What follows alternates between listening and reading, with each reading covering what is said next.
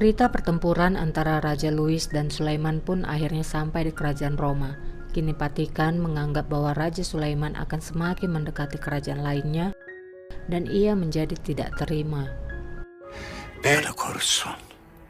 Sementara di sisi lain, Sulaiman mengumumkan bahwa Hungaria akan dipimpin oleh Janos Japolya.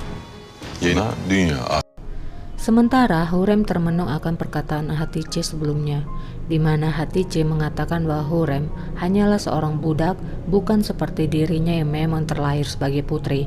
Kata-kata Hatice sangat melukainya. Sehingga saat putrinya Mirima bersamanya, ia pun menyampaikan pada putrinya bahwa ayahnya adalah seorang raja dan dia adalah seorang putri. Tidak ada yang bisa menjadikannya budak atau diperjualbelikan.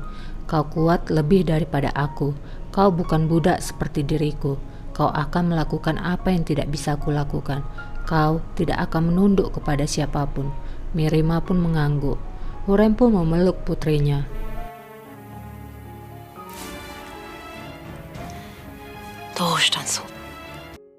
Laut Mediterania 1526. Seorang putri bernama Isabel berlayar menuju Napoli. Mereka pun berbincang tentang pasukan Turki yang membunuh Raja Louis. Avrupa'nın ortasına kadar geldi. Avrupa'nın da bir yardımı olmamış. Kalmış. Hurrem memanggil Gul Aga dan memintanya untuk membawa peramal kembali tanpa diketahui siapapun termasuk Hatice.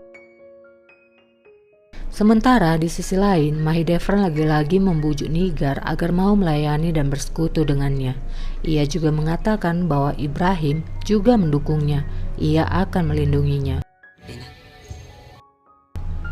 Kita kembali ke Putri Isabel yang kini diserang oleh bajak laut Turki.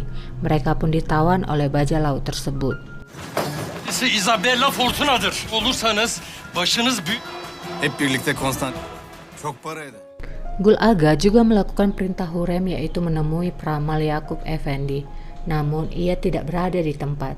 Sehingga seseorang pun menghampiri Gul Aga dan menjelaskan bahwa Yakub Effendi sedang pergi ke Edirne. Ia pun lalu membayar pria itu untuk memberitahukan segera jika Yakub telah kembali. Hurrem dan Hatice berpapasan di taman. Mihrima pun menyapa Hatice dan menanyakan tentang bayi yang ada dalam perut Hatice. Annem dedi ki öyle de varmış ama ben Mihrima juga mengatakan bahwa dirinya juga seorang putri dan bukan budak.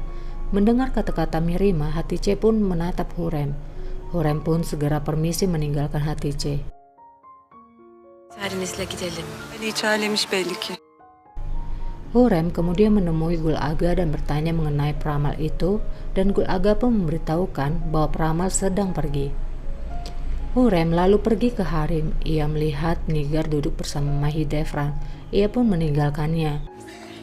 Tanrınıza da ikramda bu. Mahidevran pun mengatakan, adalah langkah bagus kamu bersekutu denganku Nigar. Lihatlah, Hurrem bahkan tak memandangmu.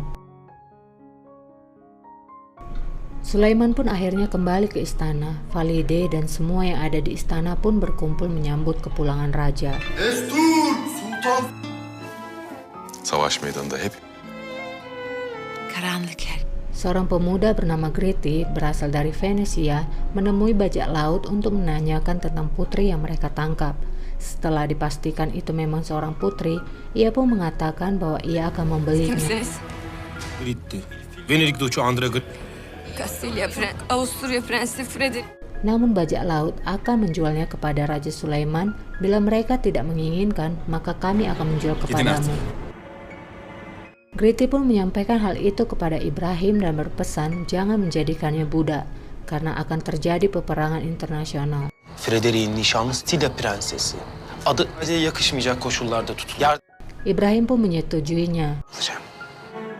Keesokan paginya Ibrahim meminta Sumbul untuk membawa emas dan membeli seorang putri dari bajak laut, kemudian membawa putri ke rumah perburuan. Tuan Greti juga menuliskan surat kepada tunangan Isabel dan berjanji akan membebaskan Isabel. Begitupun dengan Ibrahim yang menyampaikan tentang penyekapan yang dilakukan oleh bajak laut terhadap bangsawan. Sulaiman pun menanyakan siapa. Ibrahim lalu mengatakan bahwa ia masih memastikannya dan akan segera memberitahukannya. Di dalam harem, Daihatsu meminta Nigar untuk mengemasi pakaiannya. Nigar pun menanyakan apa yang terjadi. Dai mengatakan bahwa ia akan berada di istana Hatice dan membantunya di sana selama masa kehamilannya. Kalacaksın. Şimdi hazırlanıyor. Ia pun melaksanakannya dan melakukan semua sama seperti yang Ibrahim minta. Saat Nigar berjalan meninggalkan istana, ia bertemu dengan Hurrem. Hingga Hurrem pun menanyakannya. Nigar pun menjelaskan bahwa ia akan pergi ke istana Hatice. Ia akan membantu Hatice selama masa kehamilannya. Hurrem lalu menjawab, bagus, setidaknya aku tidak melihatmu lagi. Nigar pun mengatakan ia tidak pantas menerima kemarahan Hurrem. Namun Hurrem tidak peduli. Putri Isabel pun sampai di rumah perburuan. Zirya'nın sağ koluyum. Isabel ingin segera dilepaskan, namun Ibrahim mengatakan itu semua akan diputuskan oleh Raja Sulaiman. Jadi bagi kami sekarang, kamu adalah tamu. Malam pun tiba, Ibrahim melaporkan kembali kepada Raja mengenai Putri Isabel. Karena Putri ditempatkan di rumah perburuan, Sulaiman pun meminta besok mereka akan berburu sekalian melihat Putri Isabel. Nigar pun sudah berada di istana Ibrahim, sehingga Ibrahim heran mengapa Nigar di sana. Hatice pun menjelaskan bahwa Nigar ditugaskan ibunya untuk di sini selama masa kehamilannya. Ibrahim pun sangat senang. İçerisiyle sarayın yükünü hafifletecektin. Nah, di sisi lain, Hurrem bersama Raja. Hurrem mengatakan bahwa ia mendengar gosip bahwa kemenangan kemarin itu adalah karena Ibrahim. Nampaknya Hurrem mulai mempengaruhi Raja perlahan. Şelale yorma o güzel başını. Keesokannya, Gul Aga pun menyampaikan bahwa peramal sudah datang. Hurrem pun segera bertemu dengan peramal. Kali ini ia meminta racun yang membunuh perlahan, yang tidak bisa diperiksa dan tidak bisa diobati. Dan Hurrem berjanji akan membuat peramal kaya dengan banyak emas. Ibrahim pun menemui Putri lagi. Kali ini Ibrahim meminta Putri untuk bertemu dengan Raja di luar. Tapi Putri tidak mau dan mengatakan bahwa orang Turki adalah orang barbar. Ibrahim pun menegaskan bahwa jika kami barbar, seharusnya kamu sebagai putri harus bersikap seperti seorang putri. Putri pun menjadi diam dan mau menemui Raja Sulaiman di luar. Mereka pun bertemu dan Sulaiman pun memandangnya. Bersambung.